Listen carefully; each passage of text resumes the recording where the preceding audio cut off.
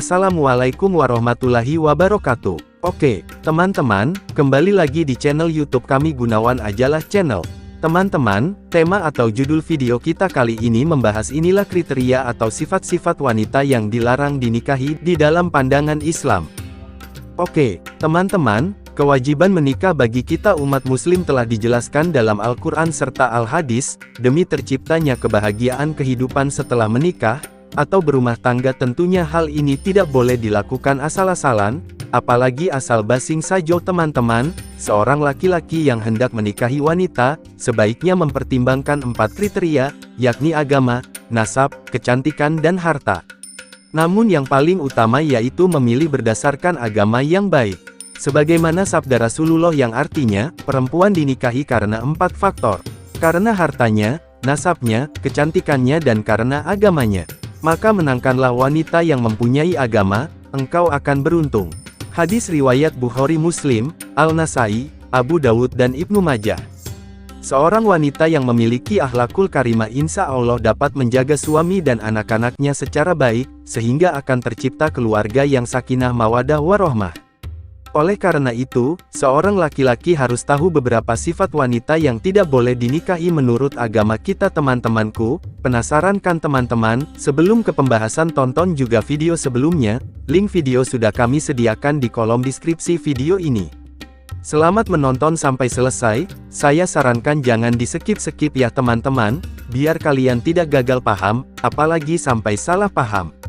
Poin yang pertama, wanita yang suka mengeluh. Teman-teman, kebayangkan, kalau menikahi wanita yang suka mengeluh maka suasana rumah akan terasa sumpek, bahkan yang kata pepatah dunia ini kok sempit, biasanya nih yang suka mengeluh nih, pas kita kasih uang sedikit, ia mengeluh, ditimpa musibah dikit, mengeluh. Setiap saat mengeluh. Hal ini tentu tidak diperbolehkan dalam Islam dan bisa memicu konflik dalam keluarga. Sebagai manusia wajib bersyukur atas apa yang telah diterima. Jikalau mengalami musibah maka tugas kita yaitu bersabar dan ikhlas. Allah Subhanahu wa Ta'ala berfirman, yang artinya, dan janganlah kamu merasa lemah, dan jangan pula bersedih hati, sebab kamu paling tinggi derajatnya jika kamu orang yang beriman. Quran Surat ketiga, Ali Imran ayat ke-139. Poin yang kedua, wanita yang suka mengadu. Sifat yang suka mengadu ini bisa menjadi pemicu hancurnya rumah tangga. Sejatinya, seorang istri tidak boleh mengumbar kejelekan suaminya. Dan jika terjadi masalah di rumah tangga sebaiknya tidak terburu-buru mengadu pada orang tua. Poin yang ketiga, suka mengungkit kebaikan. Wanita yang suka mengungkit kebaikannya. Salah satu sifat yang cenderung ada pada diri wanita, biasanya yaitu selalu merasa benar, dan tidak mau disalahkan. Lebih bahaya lagi, apabila wanita yang suka mengungkit kebaikannya.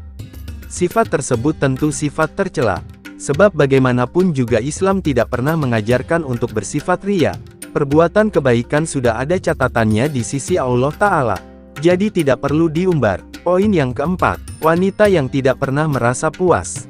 Sifat wanita yang cenderung selalu merasa kurang, dengan kata lain tamak, ini haruslah dihindari.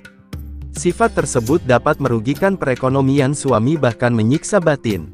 Dari Abdullah bin Umar radhiyallahu anhu bahwasanya Rasulullah bersabda, Allah tidak akan memandang istri dengan pandangan rahmat, yang tidak bersyukur kepada suaminya padahal istrinya butuh kepadanya. Hadis riwayat An-Nasai, Al-Hakim dan Al-Baihaqi. Poin yang kelima, wanita yang suka mengingat kejelekan orang lain, atau pendendam. Sebaiknya hindarilah menikahi wanita yang bersifat pendendam dan suka mengingat kejelekan orang lain.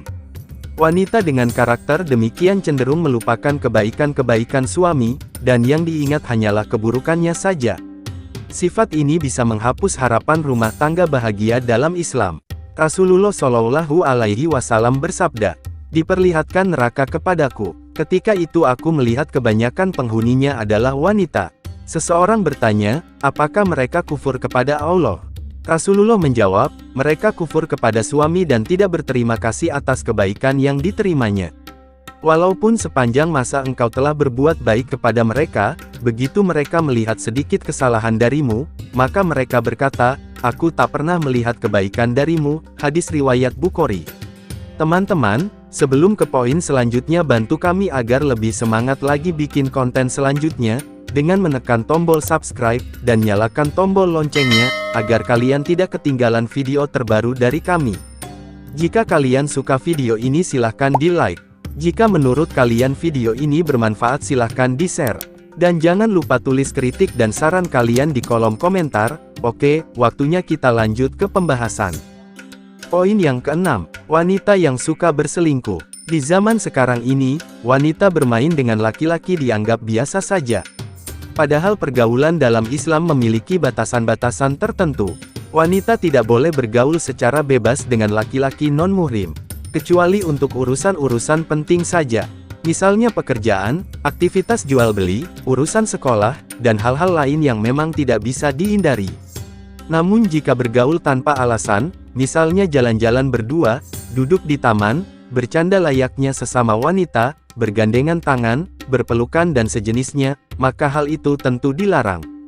Cinta menurut Islam yaitu perasaan sayang yang muncul setelah pernikahan. Menikahi wanita dengan sifat demikian bisa membahayakan kehidupan rumah tangga. Bukan tidak mungkin akan terbawa rayuan laki-laki lain sehingga memicu perselingkuhan. Oleh sebab itu, nikahilah wanita yang baik secara agama. Poin yang ketujuh, wanita yang terlalu hobi berdandan. Berdandan memang tidak dilarang dalam Islam, justru seorang wanita dianjurkan merias diri, guna menyenangkan hati suaminya. Namun demikian, berdandan berlebihan juga tidak baik. Ini tidak hanya membuat wanita melupakan tugas utamanya sebagai istri, tapi juga menjurus kepada sifat boros. Selain itu, seorang istri juga tidak diperbolehkan berdandan berlebihan ketika keluar rumah, sebab bisa mengundang lirikan dari laki-laki lain. Poin yang kedelapan, wanita yang cerewet. Wanita memang cenderung lebih banyak bicara dibandingkan laki-laki. Hal itu wajar-wajar saja. Namun apabila wanita terlalu banyak omong, atau kata lainnya cerewet, maka sebaiknya jangan dinikahi. Cerewet di sini yang berarti dalam ruang lingkup negatif. Misalnya suka marah-marah dan mengeluh berlebihan. Rasulullah Shallallahu Alaihi Wasallam bersabda, yang artinya, sesungguhnya orang yang paling aku benci dan paling jauh tempat duduknya dariku pada hari kiamat adalah orang-orang yang banyak berceloteh, orang-orang yang gemar berbicara dan al-mutafaihikun. Orang-orang lalu bertanya, wahai Rasulullah, kami mengetahui siapa itu orang-orang yang banyak berceloteh dan gemar berbicara, lantas siapakah al-mutafaihikun itu? Beliau bersabda, yaitu orang-orang yang sombong. Hadis riwayat Tirmidzi. Poin yang kesembilan, wanita yang sombong. Sombong atau berbangga diri jelas bukanlah sifat yang diajarkan dalam Islam, maka itu, sebaiknya hindarilah menikahi wanita yang berkarakter sombong. Sebab ucapan dari orang-orang yang sombong biasanya menyakiti hati. Allah berfirman, yang artinya, dan janganlah engkau berjalan di bumi dengan berlagak sombong, karena sesungguhnya engkau tidak akan dapat menembus bumi, dan engkau tidak akan dapat menyamai setinggi gunung-gunung. Quran Surat Al-Isra, ayat ke-37. Rasulullah bersabda yang artinya, tidak akan masuk surga orang yang dalam hatinya ada sifat sombong, walaupun hanya seberat biji sawi.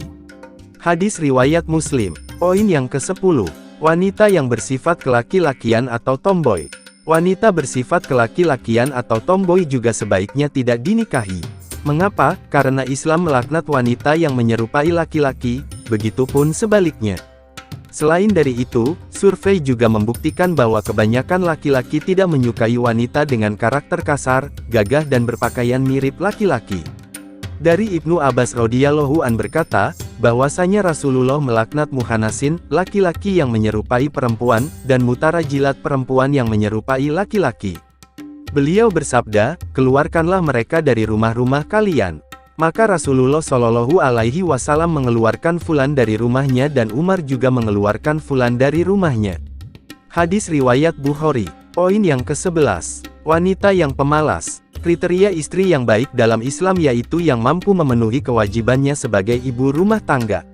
Menikahi wanita pemalas tidak ada artinya. Pada dasarnya laki-laki menikah dengan tujuan agar ada seseorang yang merawat dirinya, bukan sekedar menemani. Nah, jika istri bersifat pemalas maka otomatis pekerjaan rumah jadi terbengkalai. Tanggung jawab terhadap anak-anak pun mungkin juga tidak bisa dilakukan. Poin yang ke-12, wanita materialistis. Wanita matre atau materialistis juga merupakan golongan wanita yang tidak boleh dinikahi dalam Islam. Wanita dengan karakter ini bisa merugikan suami dan menghancurkan perekonomian keluarga. Selain itu, sifat boros atau menghambur-hamburkan uang juga dibenci Allah. Poin yang ke-13. Wanita yang tidak bisa menjaga kehormatannya. Kedudukan wanita dalam Islam sangatlah mulia dan dilindungi, namun wanita yang mulia yaitu wanita yang mampu menjaga kehormatannya, sedangkan wanita yang tidak bisa menjaga dirinya misalnya saja gemar berzina, ini merupakan dosa yang tidak terampuni dalam Islam. Wanita seperti demikian sebaiknya dihindari karena berzina yaitu dosa besar. Kecuali orang tersebut sudah bertaubat, maka boleh untuk dinikahi. Poin yang ke-14. Wanita pendengki. Sifat dengki, hasad, atau iri hati merupakan sifat yang dibenci oleh Allah. Sifat dengki bisa menyebabkan penyakit, ain yang merugikan diri sendiri dan membuat hati sulit bersyukur, maka dari itu, jauhilah sifat dengki, dan sebaiknya hindari menikah dengan wanita pendengki. Dan janganlah kamu iri hati terhadap karunia yang telah dilebihkan Allah kepada sebagian kamu atas sebagian yang lain.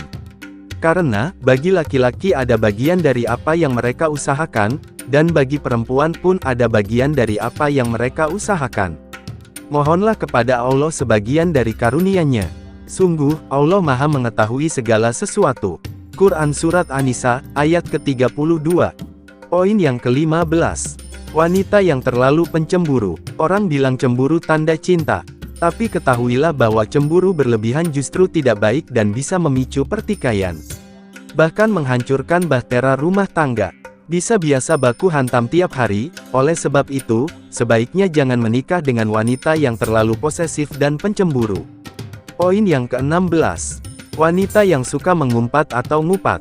Mengumpat merupakan perbuatan tercela. Seseorang yang suka mengumpat tidak hanya dibenci manusia lain, tapi juga dibenci Allah.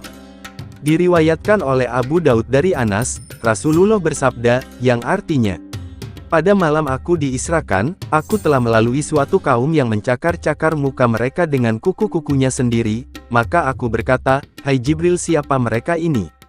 Jawab Jibril, mereka ini adalah orang-orang yang suka mengumpat dan mereka juga suka menjaga tepi kain orang. Hadis riwayat Abu Daud dari Anas. Poin yang ke-17 yang terakhir. Wanita keras kepala. Wanita keras kepala biasanya sulit menerima masukan, saat salah, ia tidak mau diingatkan, apabila diberikan nasihat juga cenderung melalaikan, maka itu, jangan menikahi wanita berkarakter keras kepala, sebaliknya nikahilah wanita yang lembut hati dan baik budi pekertinya. Bagi lelaki yang soleh, memilih seorang calon istri hendaknya mengutamakan agama.